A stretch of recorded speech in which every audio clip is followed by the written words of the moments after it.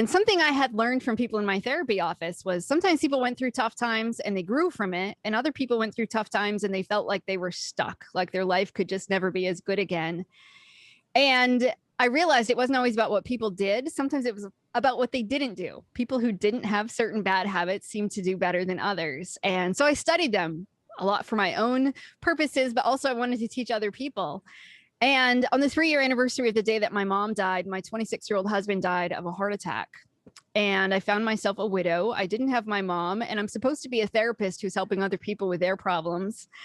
I thought, now what do I do? How do I possibly get myself to be in a place where I can still go to work? I can still function as a human when my heart was just so broken.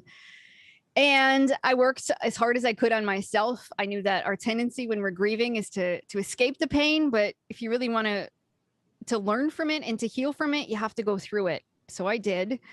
And it took a long time before I felt like I was able to rebuild a new life again. It was years later, but I got remarried. I got a new job. And I thought, okay, this is a fresh start in life. While Amy Morin worked toward finding her stability again, she still faced challenges.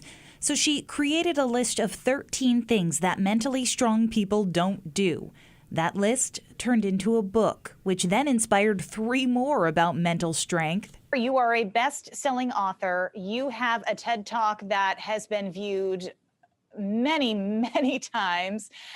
Clearly, what you're saying is touching people. And because of that, during the pandemic, you started a podcast called the Verywell Mind Podcast. So I usually travel and do speaking engagements and that sort of a thing. But obviously the pandemic meant there was no more traveling. There were no more big conferences. So around the same time, I was getting a lot of emails from people who said, help, I'm struggling during the pandemic. What do I do?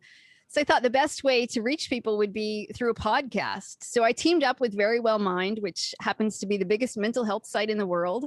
And we created the Verywell Mind Podcast as a way for me to get information out there about how to manage your mental health, how to build mental strength, and how to deal with tough times in life. The podcast itself has been a challenge and adventure for Morin, who records it on a sailboat in the Florida Keys, which is also her home. My husband and I had always talked about moving somewhere warm, and we said we'd do it someday. Well, if I had learned anything from my own life, it's you should never bet on someday because you don't know whether or not that's going to happen. So we said, why not do it now? And when my husband was 4, his bedroom was decorated in a sailboat theme. He loves sailboats. So his dream in life was to live on a sailboat. So we said, let's try it. Let's see what happens. So we came to the Florida Keys 5 years ago, thinking it might be a temporary thing to live on a sailboat. But here we are, all these years later, still down here. And it's just been an amazing experience and a great place to write. And turns out it's an interesting place to do a podcast as well. Yeah, there are challenges that come with doing a podcast on a sailboat, from what I was reading. But you've been able to put together this incredible podcast, and you've talked to pretty remarkable people, especially in the field of mental health. Walk me through sort of the list and some of the variety of people who've been on your podcast. So we've talked to everybody from celebrities. So Danica McKellar, who played Winnie Cooper in the Wonder Years, she talks a lot about mental health and her own journey.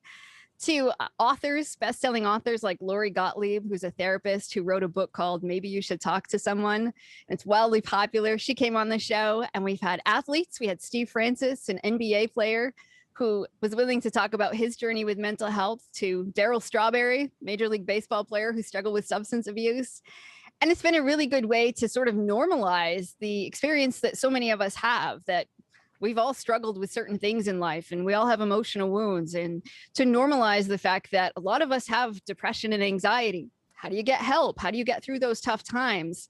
So once a week, we interview somebody who's willing to share their story and their expertise and tell us what strategies help them. And then the other episode every week, I give a really quick tip on how to build mental strength. Building mental strength, that I know that's important to you. If you have one piece of advice for people just beginning their mental health journey right now and sort of at the end of this year-long pandemic, what would that piece of advice be?